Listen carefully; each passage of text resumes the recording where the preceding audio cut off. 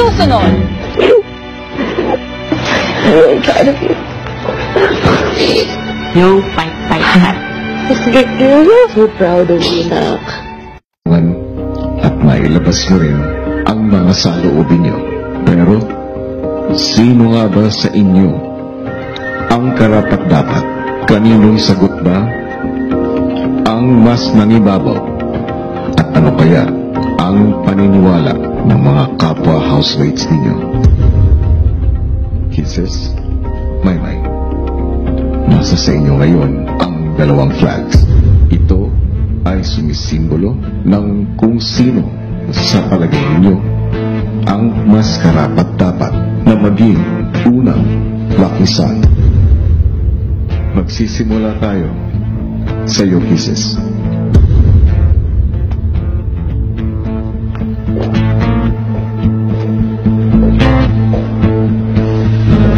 Ibibigay ko yung flag na to sa tao na to kasi siya yung pinaka-naramdaman ko na tumago sa puso ko na dinadamdam kung ano yung sinasabi niya.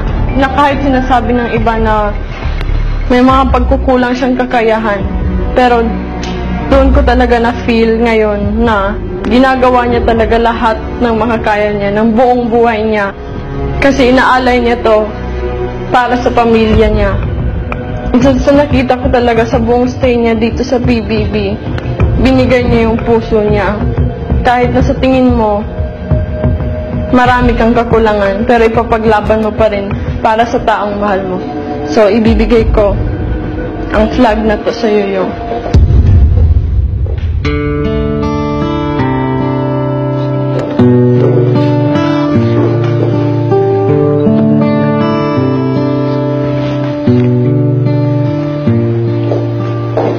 Maymay?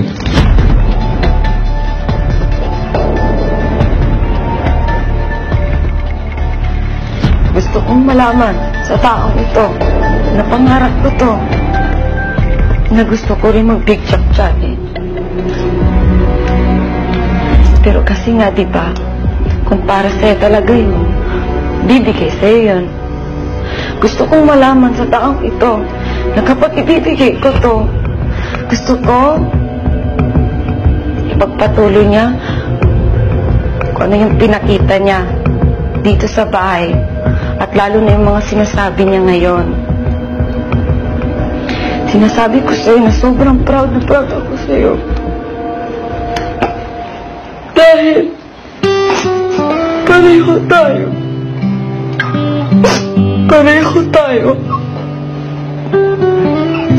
Na naging matatag yung loob natin para makuha yung pangarap natin.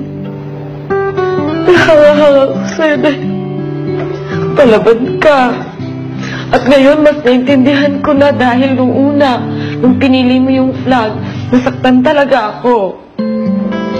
Pero ngayon, naintindihan ko na kasi kaya pala hindi wala ka dun parati kasi ayaw mong makita kaming nasasaktan. Alam ko na may regret yun sa puso mo. Pasensya kasi mali yung pagtingin ko sa'yo. Kung malaman mo, buong puso kong ibibigay ang flag na to. Hindi dahil magkaibigan tayo, pero kasi nakita ko yung magandang intention mo kung bakit gusto mo makuha yung isang sana yun. At dahil sa pamilya mo, at ibibigay ko tong flag na to sa'yo, Yung. Nawala mali.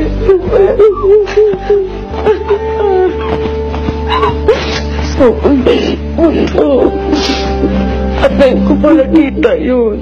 Kaya pasensya ka na kung medyo nabago yung pagtingin ko sa'yo. Kung gusto mo patuloy kang maniniwala.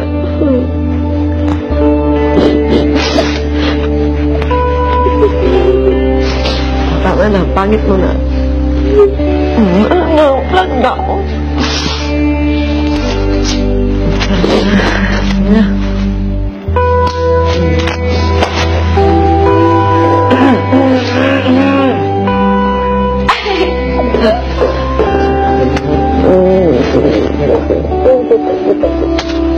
Anak, huwag mo isipin na hindi ko naintindihan yung pinaglalaban mo. Ramdam na ramdam ko rin yun. Alam na alam kung kaya-kaya mo dahil may